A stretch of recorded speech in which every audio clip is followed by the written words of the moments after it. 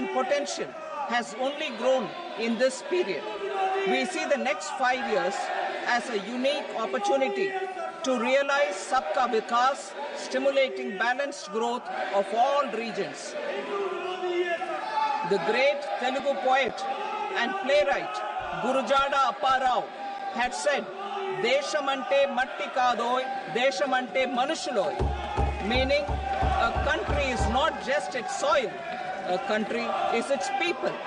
In line with this, for us, Vikasit Bharat encompasses zero poverty, 100% quality good school education, access to high quality, affordable and comprehensive health care, 100% skilled labor with meaningful employment, 70% women in economic activities, and farmers making our country the food basket of the world.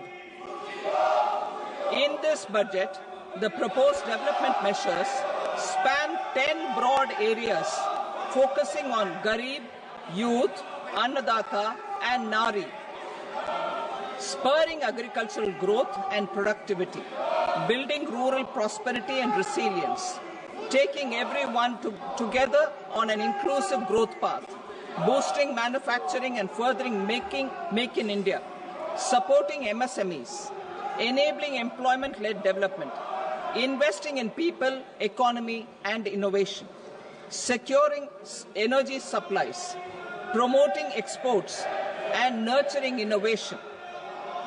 For this journey of development, our four powerful engines are agriculture, MSME, investments and exports.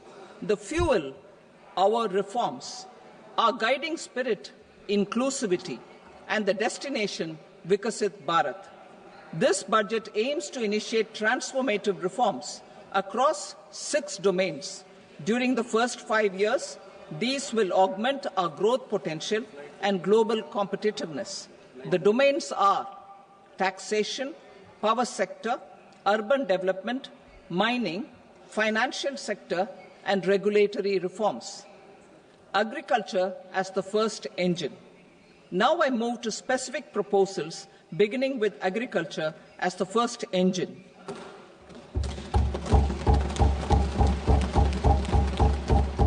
Prime Minister Dhan Dhanya Krishi Yojana, developing agri-districts program. Motivated by the success of the aspirational district program, our government will undertake a Prime Minister Dhan Dhanya Krishi Yojana in partnership with states. Through the convergence of existing schemes and specialized measures, the program will cover 100 districts with low productivity, moderate crop intensity, and below average credit parameters. It aims to 1. Enhance agricultural productivity, 2. Adopt crop diversification and sustainable agricultural practices, 3. Augment post-harvest storage at the panchayat and block level, 4. Improve irrigation facilities, and 5.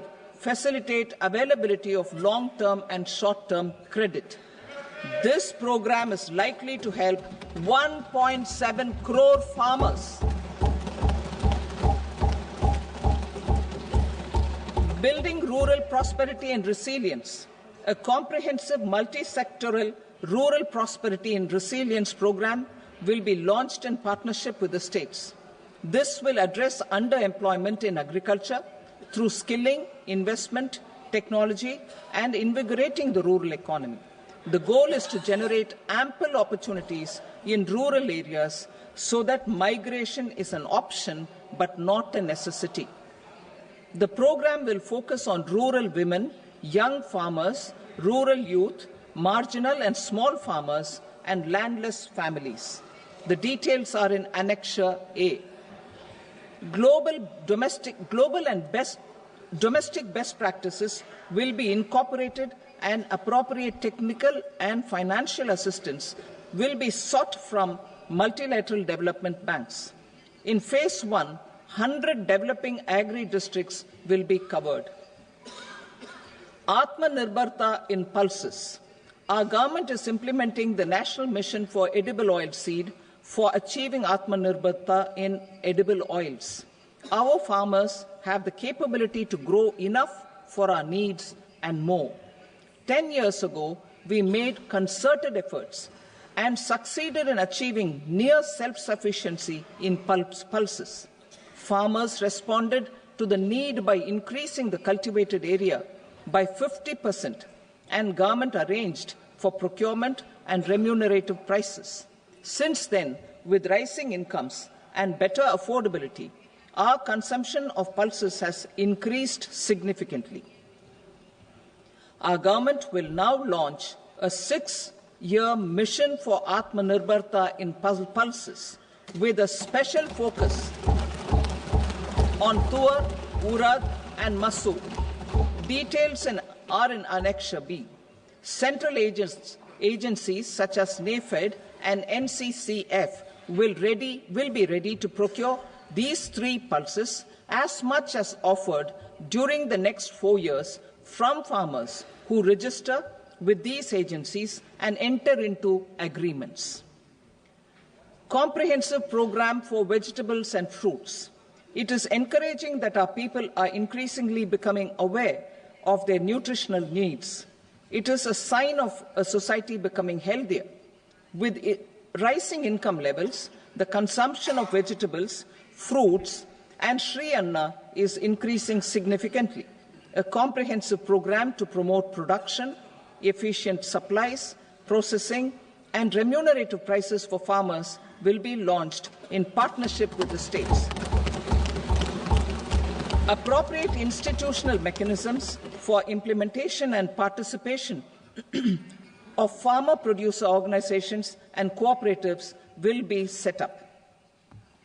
Makhana Board in Bihar. For this, there is a special opportunity for the people of Bihar. A Makhana Board will be established in the state to improve production, processing, value addition, and marketing of Makhana. The people engaged in these activities will be organized into FPOs.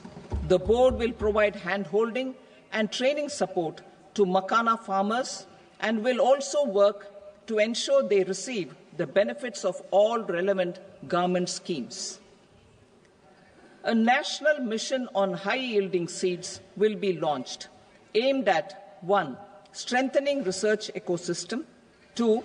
Targeted development and propagation of seeds with high yield, pest resistance, and climate resilience, and 3. Commercial availability of more than 100 seed varieties released since July 2024.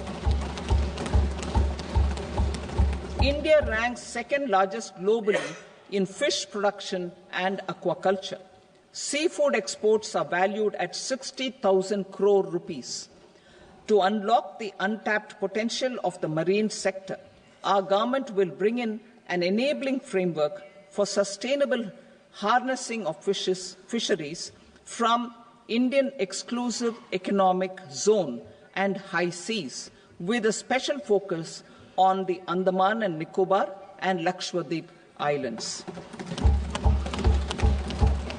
For the benefit of lakhs of cotton growing farmers, I am pleased to announce a mission for cotton productivity. This 5-year mission will facilitate significant improvements in productivity and sustainability of cotton farming and promote extra long staple cotton varieties. The best of science and technology support will be provided to farmers.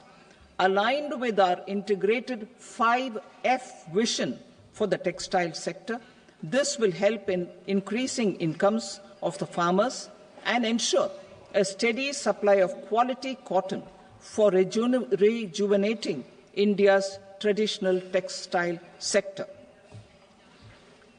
Kisan credit cards facilitate short-term loans for 7.7 crore farmers, fishermen, and dairy farmers. The loan limit under modified interest subvention scheme will be enhanced from 3 lakh rupees to 5 lakh rupees for loans taken through the KCC. For Atmanirbharta in urea production, our government had reopened 3 dormant urea plants in the eastern region. To further augment urea supply, a plant with annual capacity of 12.7 lakh metric tons will be set up at Namrup in Assam.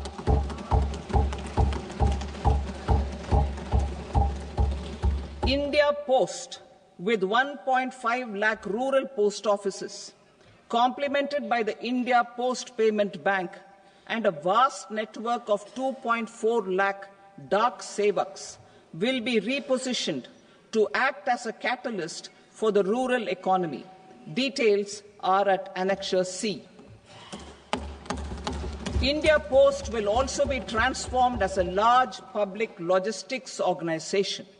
This will meet the rising needs of Vishwakarmas, new entrepreneurs, women, self-help groups, MSMEs, and the large business organizations. Our government will provide support to NCDC for its lending operations for the cooperative sector. MSMEs as the second engine.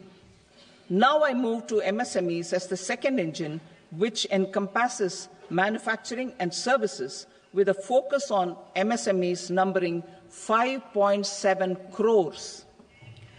Currently, over 1 crore registered MSMEs, employing 7.5 crore people and generating 36% of our manufacturing, have come together to position India as a global manufacturing hub.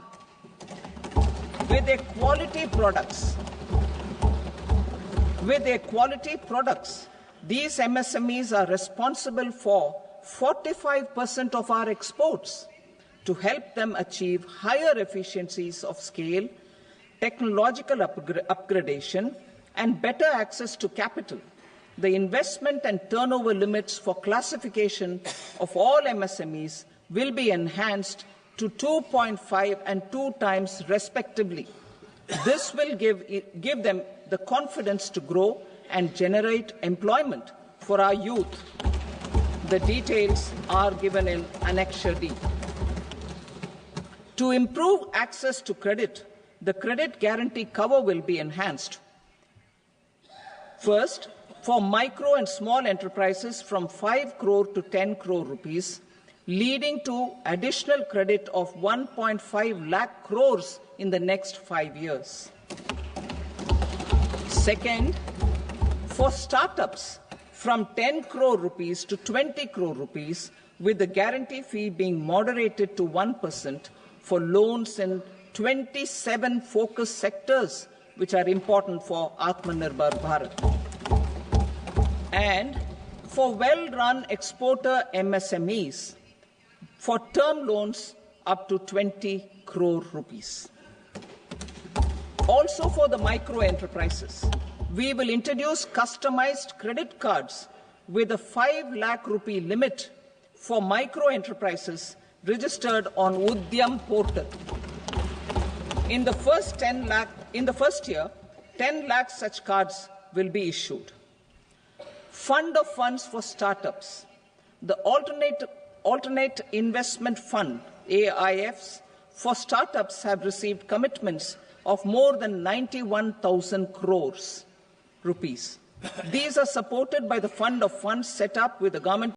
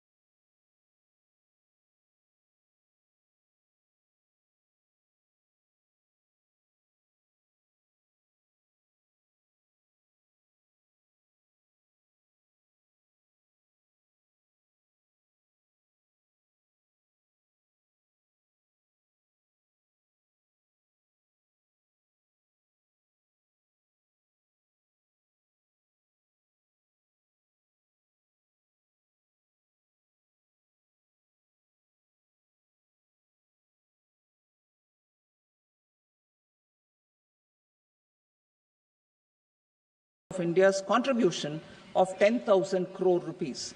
Now, a new fund of funds with expanded scope and a fresh contribution of another 10,000 crore rupees will be set up. A new scheme will be launched for 5 lakh women, scheduled castes and scheduled tribes, first-time entrepreneurs. This will provide term loans up to 2 crore rupees during the next 5 years. The scheme will incorporate lessons from the successful Stand Up India scheme. Online capacity building for entrepreneurship and managerial skills will also be organized. Measures for labor-intensive sectors. To promote employment and entrepreneurship opportunities in labor-intensive sectors, our government will undertake specific policy and facilitation measures. To enhance the productivity, quality, and competitiveness of India's footwear and leather sector, a focused product scheme will be implemented. The scheme will support design capacity, component manufacturing, and machinery required for production of non-leather quality footwear, besides the support for leather footwear and products. The scheme is expected to facilitate employment for 22 lakh persons, generate over 4 lakh crore rupees, and exports of over 1.1 lakh crore rupees. Measures for the toys sector. Building on the National Action Plan for Toys, we will implement a scheme to make India a global hub for toys. The scheme will focus on development of clusters, skills, and a manufacturing ecosystem that will create high-quality, unique, innovative, and sustainable toys that will represent the Made in India brand. Support for food processing. In line with our commitment towards Purvodaya, we will establish a National Institute of Food Technology, Entrepreneurship and Management in Bihar. The institute will provide a strong fillip to food processing activities in the entire eastern region. This will result in 1. Enhanced income for the farmers through value addition to their produce, and 2. Skilling entrepreneurship and employment opportunities for the youth. Manufacturing mission, furthering Make in India. Our government will set up a national manufacturing mission covering small, medium, and large industries for furthering Make in India by providing policy support, execution roadmaps, governance, and monitoring framework for central ministries and states. Details are in Annexure E. Given our commitment to climate-friendly development, the mission will also support clean tech manufacturing. This will aim to improve domestic value addition and build our ecosystem for solar PV cells, EV batteries, motors and controllers, electrolyzers, wind turbines, very high voltage transmission equipment, and grid-scale batteries. Investment as the third engine. Now I move to investment as the third engine, which encompasses investing in people, investing in the economy, and investing in innovation. Investing in people. Saksham Anganwadi and Poshan 2.0. Saksham Anganwadi and Poshan 2.0 program provides nutritional support to more than 8 crore children, 1 crore pregnant women and lactating mothers all over the country, and about 20 lakh adolescent girls in aspirational districts and the Northeast region. The cost norms for these nutritional support will be enhanced appropriately. Atal Tinkering Labs. 50,000 Atal Tinkering Labs will be set up in government schools in the next 5 years to cultivate the spirit of curiosity and innovation and foster a scientific temper among young minds. Broadband connectivity to government secondary schools and PHCs. Broadband connectivity will be provided to all government secondary schools and primary health centers in rural areas under the BharatNet project. Bharatiya Bhasha Pustak scheme. We propose to implement a Bharatiya Bhasha Pustak scheme to provide digital form Indian language books for schools and for higher education. This aims to help students understand their subjects better and in their language. National Centers of Excellence for Skilling. Building on the initiative announced in the July 24 budget, 5 national centers of excellence for skilling will be set up with global expertise and partnerships to equip our youth with the skills required for Make for India, Make for the World manufacturing. The partnership will cover curriculum design, training of trainers, and a skills certification framework and periodic reviews. Total number of students in 23 IITs has increased 100% from 65,000 to 1.35 lakh in the past 10 years.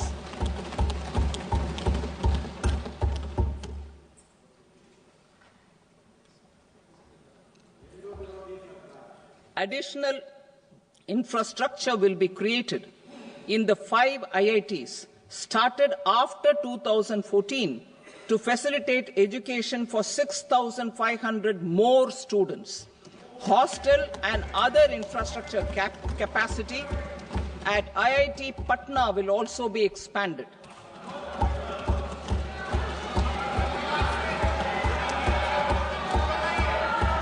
Center of Excellence.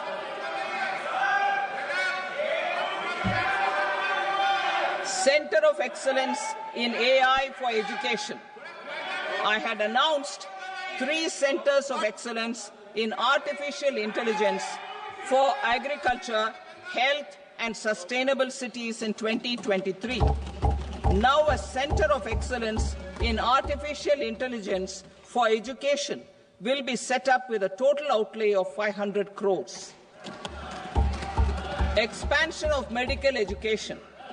Our government has added almost 1.1 lakh undergraduate and postgraduate medical education seats in 10 years, an increase of 130%. In the next year, 10,000 additional seats will be added in medical colleges and hospitals towards the goal of adding 75,000 seats in the next 5 years. Daycare cancer centers in all district hospitals. Our government will facilitate setting up of daycare cancer centers in all district hospitals in the next 3 years. 200 centers will be established in 25-26 itself. Strengthening urban livelihoods. Our government has been giving priority to assisting urban poor and vulnerable groups. A scheme for socio-economic upliftment of urban workers will be implemented to help them improve their incomes, have sustainable livelihoods, and a better quality of life. PM Swanidhi scheme has benefited more than 68 lakh street vendors, giving them respite from high-interest informal sector loans. Building on this success, the scheme will be revamped with enhanced loans from banks, UPI-linked credit cards with 30,000 rupees limit, and capacity building support. Social Security Scheme for welfare of online platform workers. Gig workers of online platforms provide great dynamism to the new age services economy. Recognizing their contribution, our government will arrange for their identity cards and registration on the e-Shram portal. They will be provided health care under PM Jan Arogya Yojana This measure is likely to assist nearly 1 crore gig workers.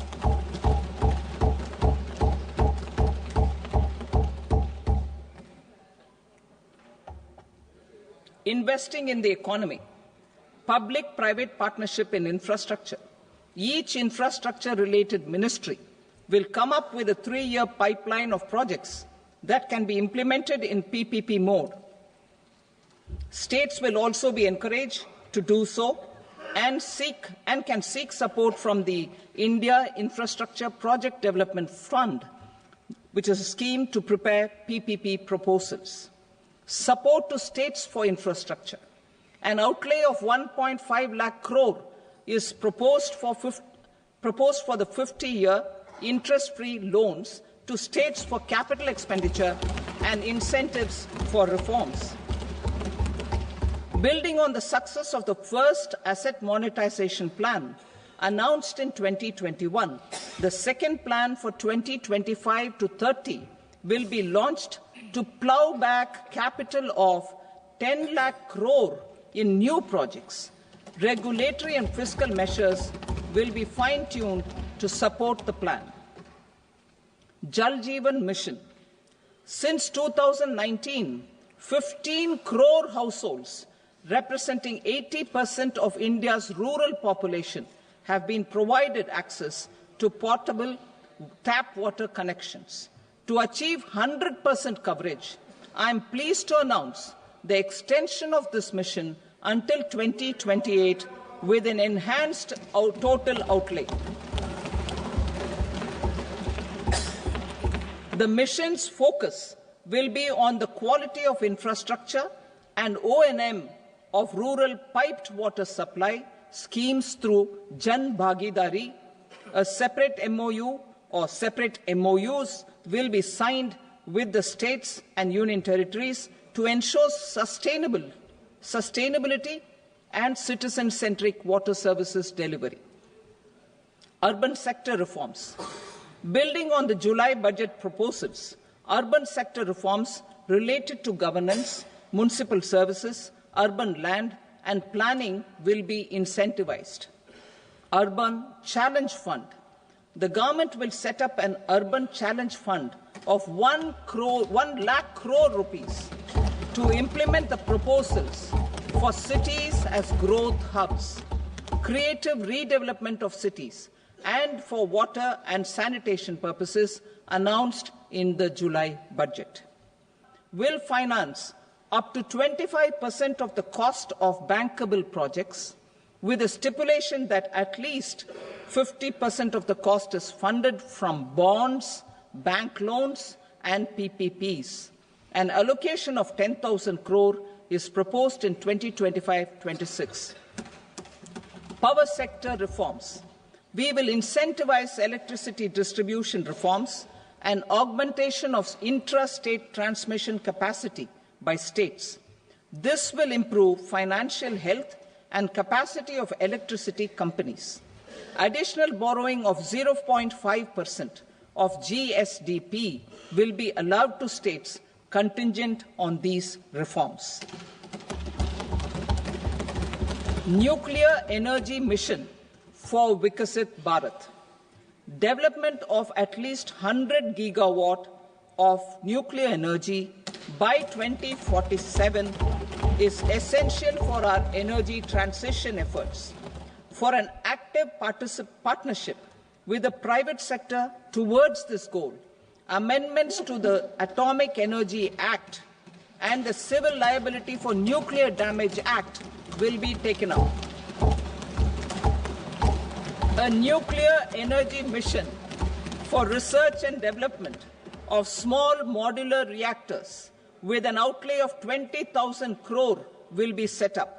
At least 5 indigenously developed small modular reactors will be operationalized by 2033. Shipbuilding. The shipbuilding financial assistance policy will be revamped to address cost disadvantages. This will also include credit notes for shipbreaking in Indian yards to promote the circular economy. Large ships above a specified size will be included in the infrastructure harmonized master list. Shipbuilding clusters will be facilitated to increase the range, categories and capacity of ships. This will include additional infrastructure, facilities, skilling and technology to develop the entire ecosystem. Maritime Development Fund. For long-term financing for the maritime industry, a Maritime Development Fund with a corpus of 25,000 crore rupees will be set up. This will be for distributed support and promoting competition. This will have up to 49% contribution by the government, and the balance will be mobilized from ports and from private sector. UDAN regional connectivity schemes. UDAN has enabled 1.5 crore middle-class people to meet their aspirations for speedier travel. The scheme has connected 88 airports, and operationalized 619 routes. Inspired by that success, a modified UDAN scheme will be launched to enhance regional connectivity to 120 new destinations and carry 4 crore passengers in the next 10 years. 4 crore additional passengers in the next 10 years. The scheme will also support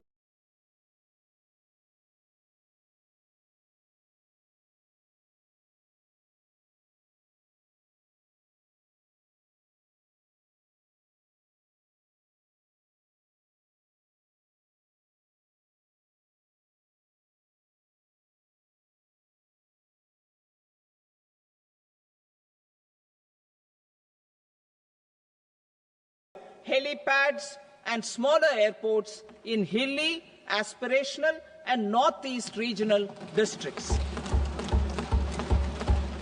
Greenfield airports will be facilitated in Bihar to meet the future needs of the state. These will be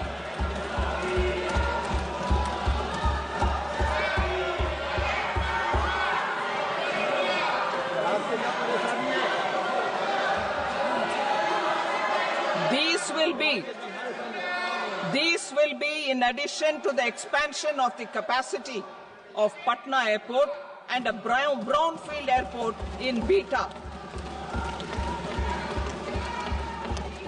Western Kosi Canal project in Mithilanchal. Financial support will be provided for the Western Kosi Canal ERM project, benefiting a large number of farmers cultivating over 50,000 hectares of land in the Mithilanchal region of Bihar. Mining sector reforms. Mining sector reforms, including those for minor minerals, will be encouraged through sharing of best practices and institutions of a state mining index. PM Gati Shakti data for private sector. For furthering PPPs and assisting the private sector in project planning, access to relevant data and maps from the PM Gati Shakti portal will be provided. Tourism for employment-led growth. Top 50 tourist destination sites in the country will be developed in partnership with states through a challenge mode. Land for building key infrastructure will have to be provided by the states. Hotels in these destinations will be included. Hotels in these destinations will be included in the infrastructure harmonized list. The following measures will be taken for facilitating employment-led growth. Organizing intensive skill development programs for our youth, including in institutes of hospitality management, providing mudra loans for homestays, improving ease of travel and connectivity to tourist destinations, providing performance-linked incentives to states for effective destination management, including tourist amenities, cleanliness, and marketing efforts, and introducing streamlined e-visa facilities along with visa fee waivers for certain tourist groups. Continuing with the emphasis on places of spiritual and religious significance, in the July budget, there will be a special focus on destinations related to the life and times of Lord Buddha. Medical tourism and heal in India. Medical tourism and heal in India will be promoted in partnership with the private sector, along with capacity building and easier visa norms. Investing in innovation. To implement private sector-driven research, development and innovation initiatives announced in the July budget, I am now allocating 20,000 crore rupees for this purpose. A deep tech fund of funds will also be explored to catalyze the next generation startups as a part of this initiative. In the next 5 years, under the PM Research Fellowship Scheme, we will provide 10,000 fellowships for technological research in IITs and IISc with enhanced financial support. The second gene bank with 10 lakh germplasm lines will be set up for future food and nutritional security. This will provide conservation support to both public and private sectors for genetic resources. We will start a national geospatial mission to develop foundational geospatial infrastructure and data. Using PM Gati Shakti, this mission will facilitate modernization of land records, urban planning, and design of infrastructure projects. A Gyan Bharatam mission for survey, documentation, and conservation of our manuscript heritage with academic institutions, museums, libraries, and private collectors will be undertaken to cover more than 1 crore manuscripts. We will set up a national digital repository of Indian knowledge systems for knowledge sharing. Now I move to exports as the fourth engine. We will set up an export promotion mission with sectoral and ministerial targets driven jointly by the Ministries of Commerce, MSME, and Finance.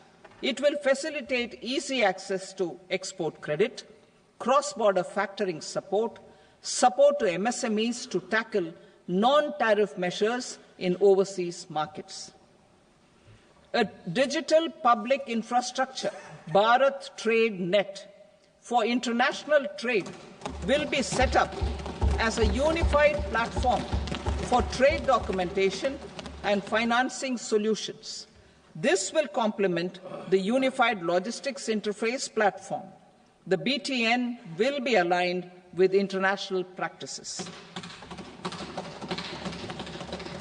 Support will be provided to develop domestic manufacturing capacities for our economy's integration with global supply chains. Sectors will be identified based on objective criteria. Facilitation groups with participation of senior officers and industry representatives will be formed for select products and supply chains. Through this, there are huge opportunities related to Industry 4.0, which needs high skills and talent. Our youth have both. Our government will support the domestic electronic equipment industry to leverage this opportunity for the benefit of our youth. A national framework will be formulated as guidance to states for promoting global capability centers in emerging Tier 2 cities. This will suggest measures for enhancing availability of talent and infrastructure, building bylaw reforms, and mechanisms for collaboration with industry. Our government will facilitate upgradation of infrastructure and warehousing for air cargo, including high-value perishable horticultural produce. Cargo screening and customs protocol will be streamlined and made user-friendly. Reforms as the fuel. Over the past 10 years, our government has implemented several reforms for convenience of taxpayers, such as faceless assessment, 2, taxpayer charter, 3, faster returns, 4, almost 99% returns being on self-assessment, and 5, Vivad Se Vishwas scheme.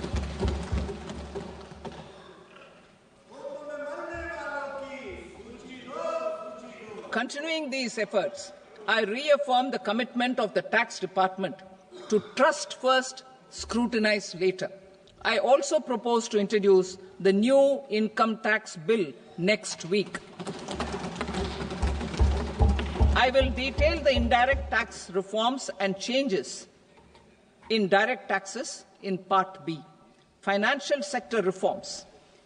The FDI limit for the insurance sector will be raised from 74 to 100%. This enhanced limit will be available for those companies which invest the entire premium in India. The current guardrails and conditionalities associated with foreign investment will be reviewed and simplified. The services of India Post Payment Bank will be deepened and expanded in rural areas. NABFID will set up a partial credit enhancement facility for corporate bonds for infrastructure.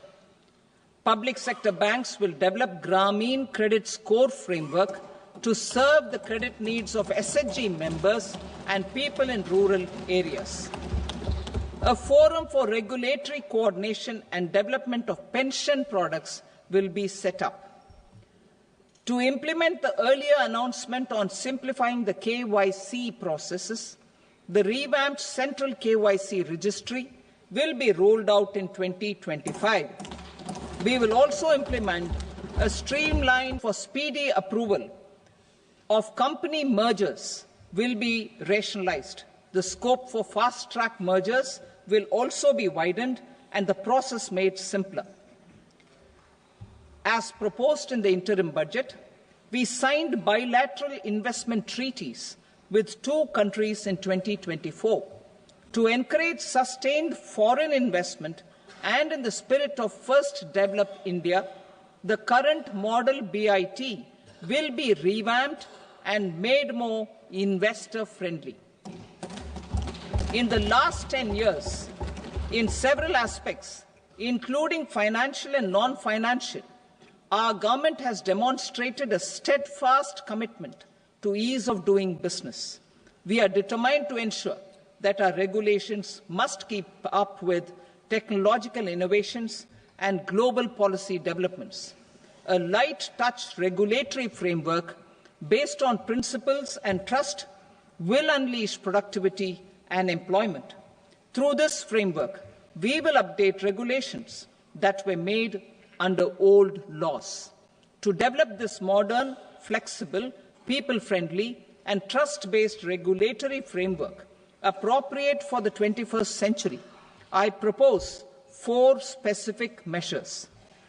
A high-level committee for regulatory reforms will be set up for a review of all non-financial sector regulations, certifications, licenses and permissions. The committee will be expected to make recommendations within a year. The objective is to strengthen trust-based economic governance and take transformational measures to enhance ease of doing business, especially in matters of inspection and compliances. States will be encouraged to join in this endeavour. An investment friendliness index of states will be launched in 2025 to further the spirit of competitive, cooperative federalism. Under the Financial Stability and Development Council, a mechanism will be set up to evaluate impact of the current financial regulations and subsidiary instructions.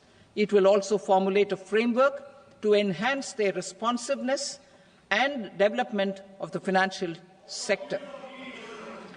In the Jan Vishwas Act 2023, more than 180 legal provisions were decriminalized. Our government will now bring up the Jan Vishwas Bill 2.0 to decriminalize more than 100 provisions in various laws. I now move to fiscal policy. In the July budget, I had committed to staying the course for fiscal consolidation.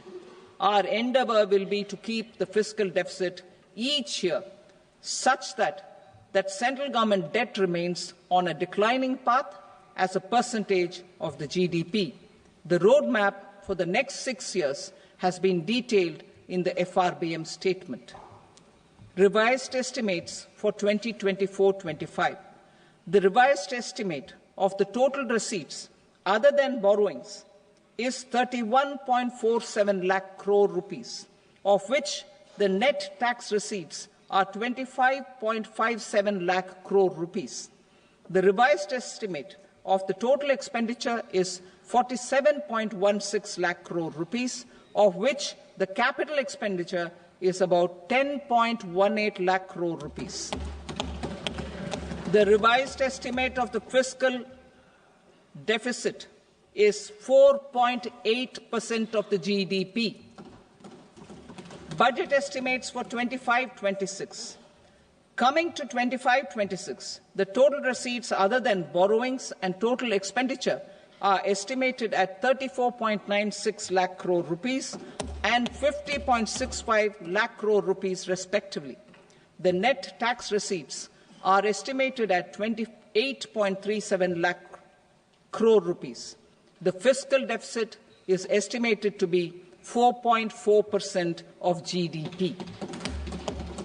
To finance the fiscal deficit, the net market borrowings from dated securities are estimated at 11.54 lakh crore.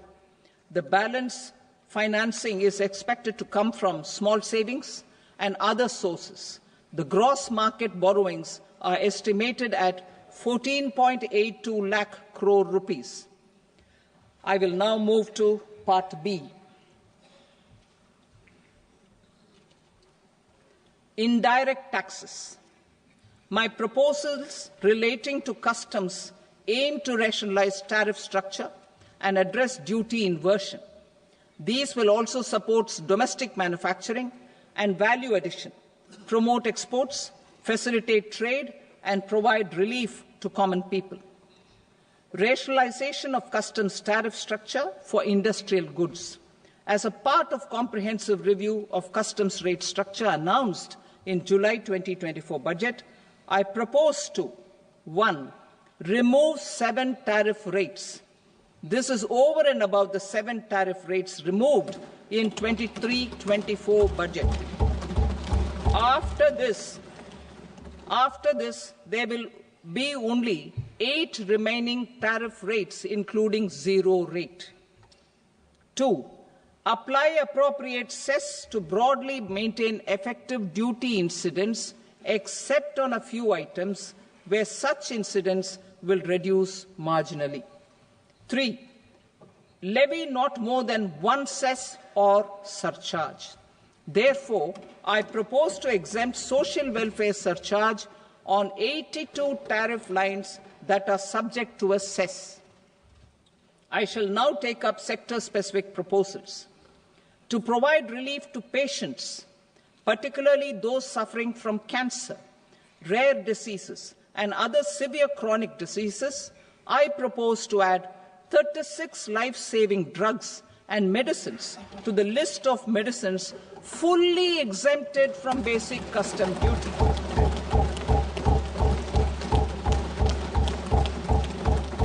I also propose to add 6 life-saving medicines to the list attracting concessional custom duty of 5%. Full exemption and concessional duty will also respectively apply on the bulk drugs for manufacture of the above. Specified drugs and medicines under patient assistance programs run by the pharmaceutical companies are fully exempt from BCD, provided the medicines are supplied free of cost to the patients. I propose to add 37 more medicines along with 13 new patient assistance programs.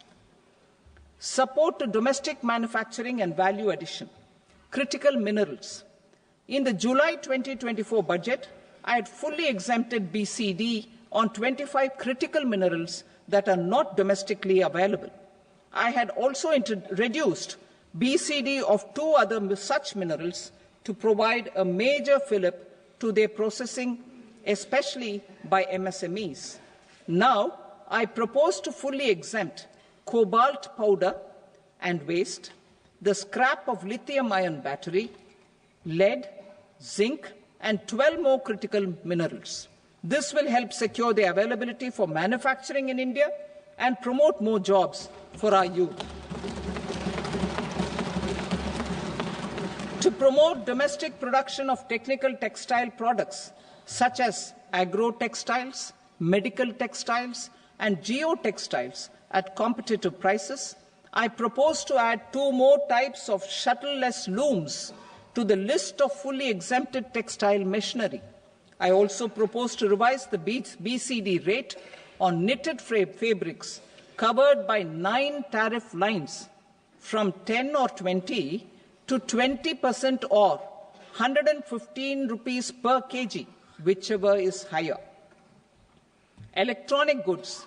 In line with our Make in India policy and to rectify inverted duty structure, I propose to increase the BCD on interactive flat panel display from 10% to 20% and reduce the BCD to 5% on open cell and other components.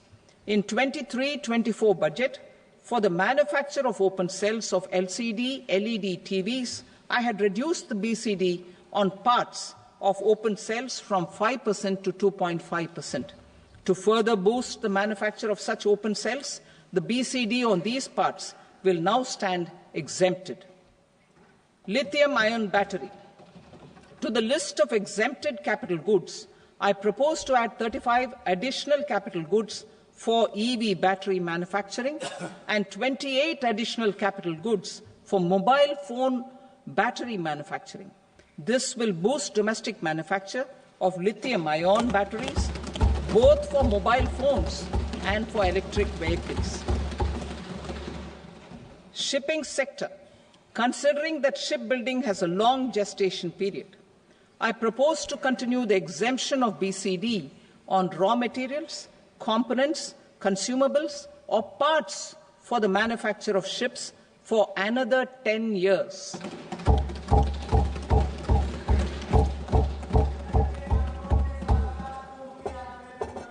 I also propose the same dispensation for shipbreaking to make it more competitive. Telecommunication.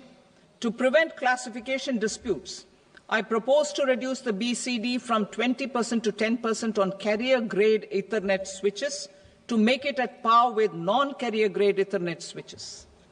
Export promotion. To facilitate exports of handicrafts, I propose to extend the time period for export from 6 months to 1 year, further extendable by another 3 months if required. I also propose to add 9 items to the list of duty-free inputs. Leather sector.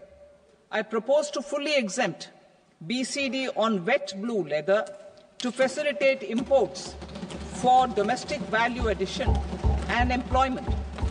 I also propose to exempt crust leather from 20% export duty to facilitate exports by small tanners.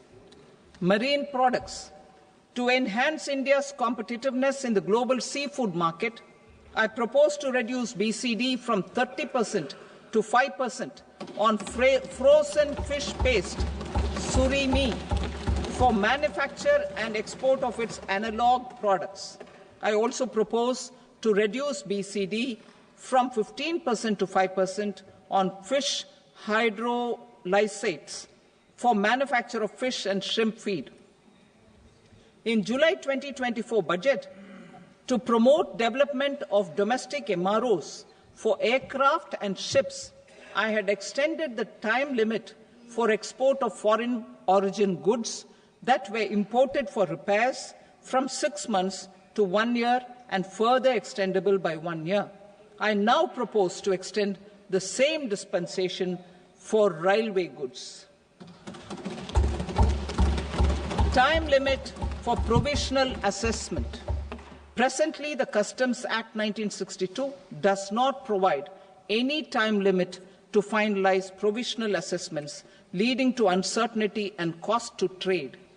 As a measure of promoting ease of doing business, I propose to fix a time limit of 2 years, extendable by a year, for finalizing the provisional assessment. I propose to introduce a new provision that will enable importers or exporters, after clearance of goods, to voluntarily declare material facts and pay duty with interest but without penalty. This will incentivize voluntary compliance. However, this will not apply in cases where department has already initiated audit or investigation proceedings. For industry to better plan their imports, I propose to extend the time limit for the end use of imported inputs in the relevant rules from 6 months to 1 year. This will provide operational flexibility in view of cost and uncertainty of supply. Further, such importers will now have to file only quarterly statements instead of a monthly statement.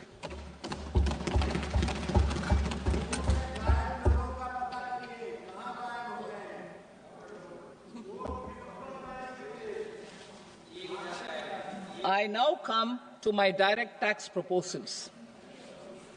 In Part A, I have briefly underlined taxation reforms as one of key reforms to realize our vision of Vikasit Bharat. In respect of criminal law, our government had earlier ushered in Bharatiya Nyaya Sanhita, replacing Bharatiya Danda Sanhita. I am happy to inform this august House and the country that for new income tax bill will carry forward the same spirit of Nyaya in its drafting as well. The new bill will be clear and direct in text, with close to half of the present law in terms of both chapters and words. It will be simple to understand for taxpayers and tax administrators, leading to tax certainty and reduced litigation. Reforms, however, are not a destination. They are means to achieve good governance for our people and economy. Providing good governance primarily involves being responsive. The Tirukural captures this in verse 542, which reads, "Vaanokki vaazhum ulagallam, mannavan kol nokki vaazhum kudi," meaning, just as the living beings live expecting rains, citizens live expecting good governance. Our government is committed to keeping an ear to the ground and a finger on the pulse and responding while balancing our national building efforts.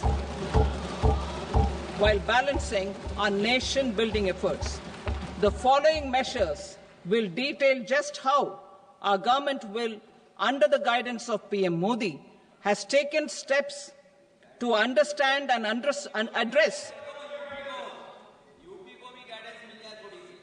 I repeat that sentence, sir.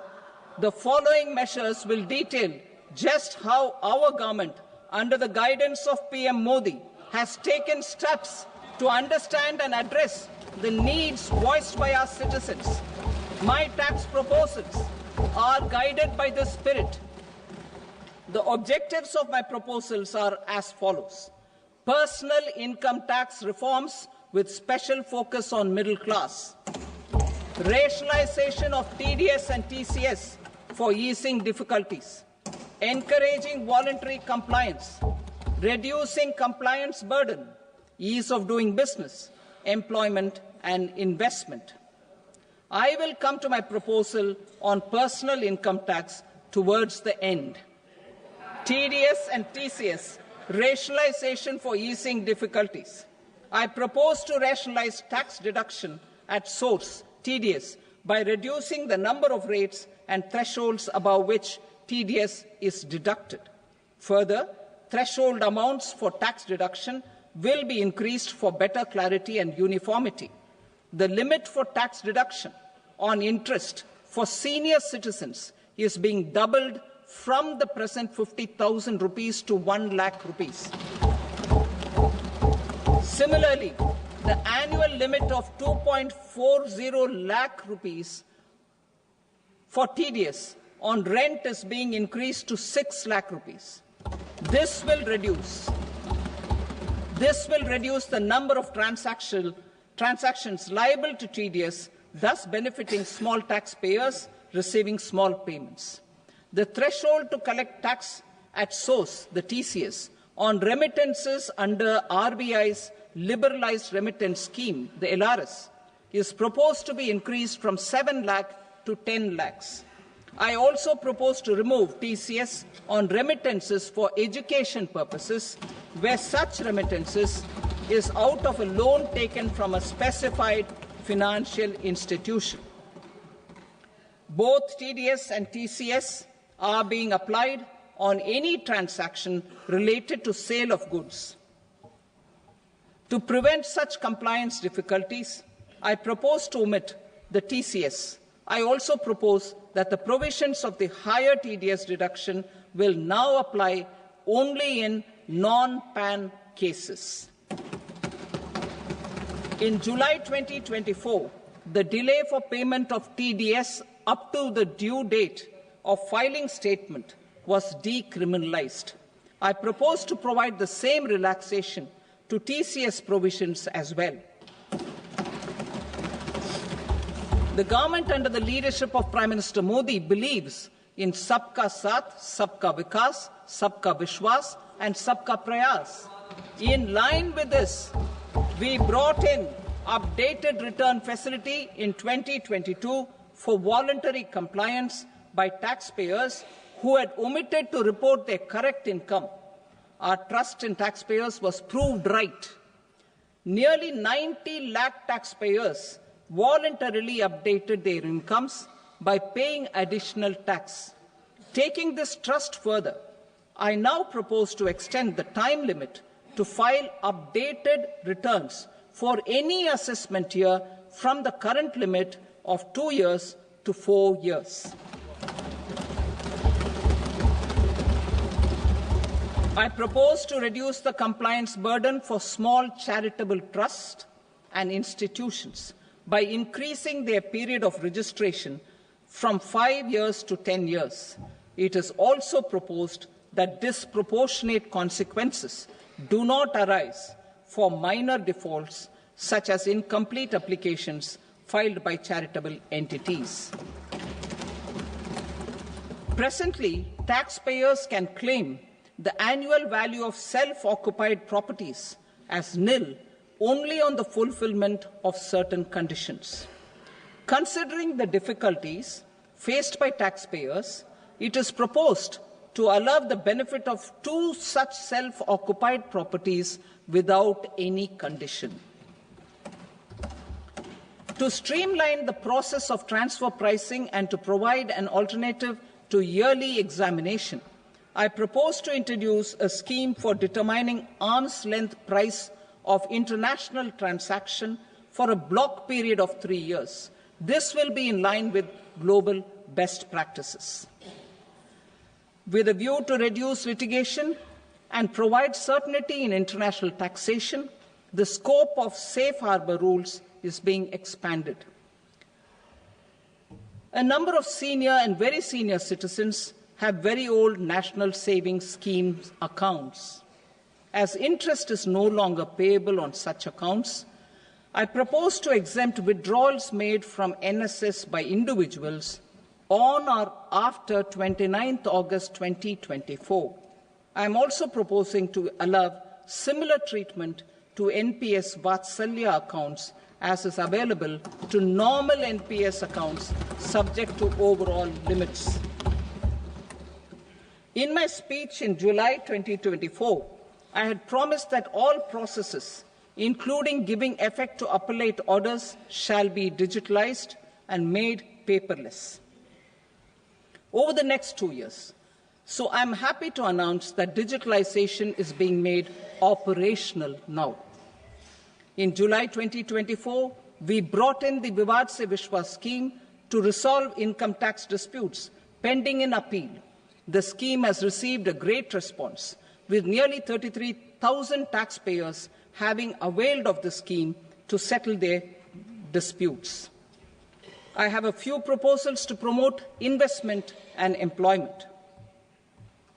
It is proposed to provide a presumptive taxation regime for non-residents who provide services to a resident company that is establishing or operating an electronics manufacturing facility.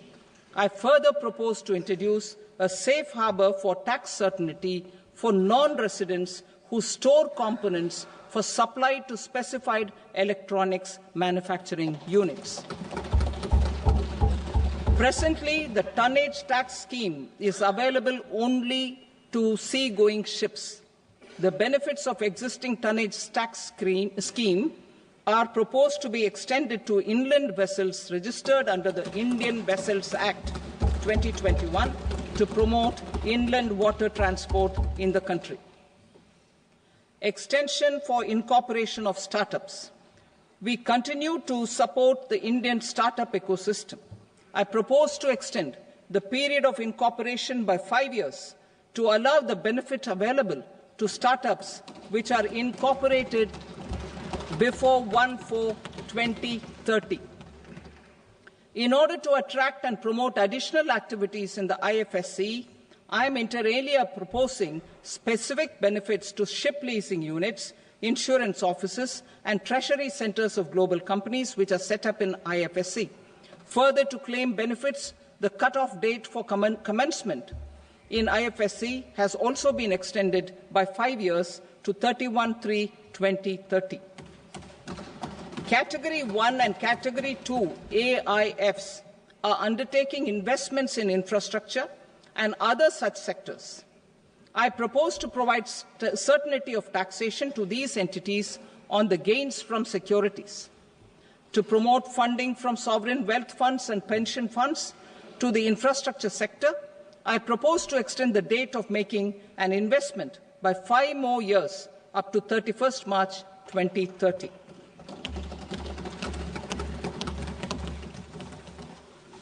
Personal income tax reforms with special focus on middle class.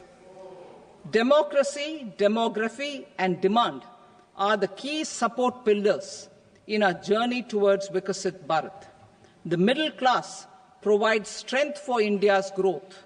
This government, under the leadership of Prime Minister Modi, has always believed in the admirable energy and ability of the middle class in nation building.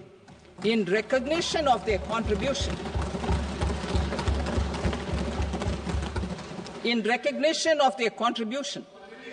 we have periodically reduced their tax burden.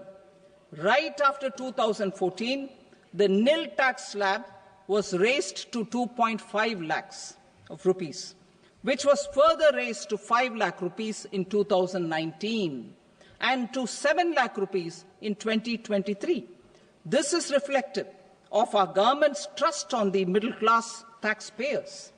I am now happy to announce that there will be no income tax payable up to income of 12 lakh rupees.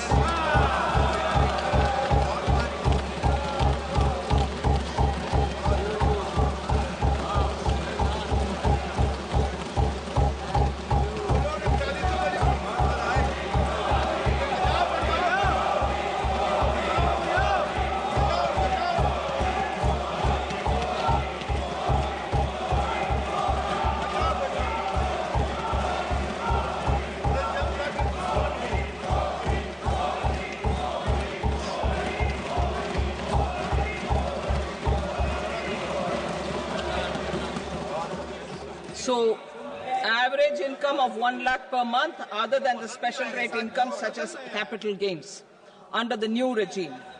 This limit will be 12.75 lakh for salaried taxpayers due to the standard deduction of 75,000. Slabs and rates are being changed across the board to benefit all taxpayers. The new structure will substantially reduce the taxes of the middle class and leave more money in their hands, boosting household consumption, savings and investment. In the new tax regime, I propose to revise tax rate structures as follows: 0 to 4 lakh rupees nil, 4.8 lakh rupees to 4 to 8 lakh rupees 5%, 8 to 12 lakh rupees 10%, 12 to 16 lakh rupees 15%, 16 to 20 lakh rupees 20%, 20 to 24 lakh rupees 25%, and above 24 lakh rupees 30%. To taxpayers up to 12 lakh of normal income other than special rate income such as capital gains. I read that again. To taxpayers up to 12 lakh of income other than special rate income such as capital gains, tax rebate is being provided in addition to the benefit due to slab rate reduction in such a manner that there is no tax payable by them. The total tax benefit of slab rate changes and rebate at different income levels can be illustrated with a few examples. A taxpayer in the new regime with an income of 12 lakh rupees will get a benefit of 80,000 rupees in tax, which is 100% of tax payable as per the existing rates. A person having income of 18 lakh rupees will get a benefit of 70,000 rupees in tax. That is 30% of tax payable as per existing rates. A person with an income of 25 lakh gets a benefit of 1,10,000 rupees. That is 25% of his tax payable as per existing rates. Details of my tax proposals are given in the annexure. As a result of these proposals, Honourable Speaker, sir, revenue of about 1 lakh crore in direct taxes and 2,600 crores in indirect taxes will be foregone. Mr. Speaker, sir, with this, I commend the budget to this august House.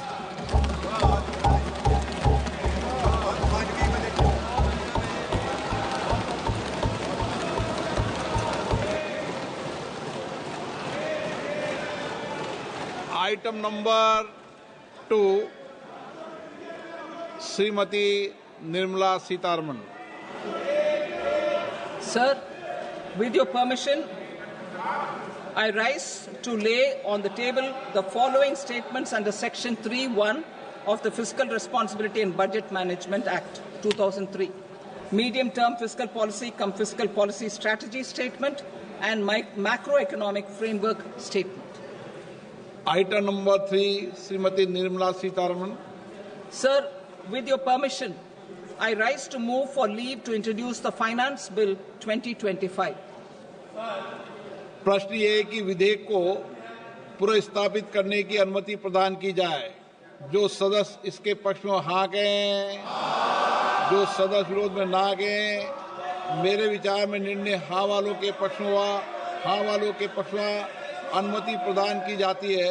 माननीय मंत्री जी, अब विधेयक को पुनर्स्थापित करें। Sir, I introduce the bill. Thank you. सभा की कार्रवाई सोमवार दिनांक 3 फरवरी 2025 को प्राप्त 11 बजे तक के लिए स्थगित की जाती है।